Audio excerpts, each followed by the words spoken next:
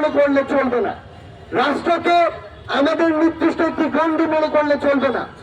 আমরা আমাদের জায়গা থেকে, আমাদের পার্টির পক্ষ থেকে স্পষ্ট করে একটি অবস্থান জানাই, শুধুমাত্র এই সামাজিক জনপরিসরে নয়, বরং আমরা সোশ্যাল মিডিয়া দেখছি আমাদের রাজপথে আমাদের বোনেরা যখন সামনের সারিতে দাঁড়িয়ে থেকে লড়াই করেছে, তখন তাদেরকে কেউ ওইভাবে কথা বলতে পারেনি, তখন বরং বিভিন্ন জায়গা থেকে আমরা সমর্থন দেখেছি।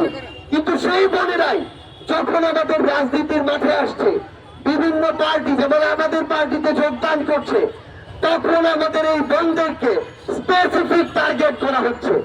আমাদের এই বোনদেরকে নিয়ে অনেক মিথ্যা প্রপাগান্ডা ছড়ানো হচ্ছে, অপপ্রচার করা হচ্ছে।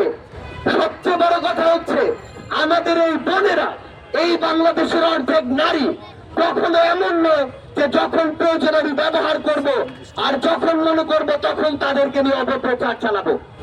আমি স্পষ্ট করে আমাদের অবস্থান জানাতে চাই, আমরা আমাদের বোনেদের এই অভ্যুত্থানে হাসিনার বিরোধী লড়াই যেমন সামনের সারিতে পেয়েছি, আমরা আমাদের বোনেদেরকে আগামীর রাজনীতিতে পলিসি মেকিং এর সামনের সারিতে চাই।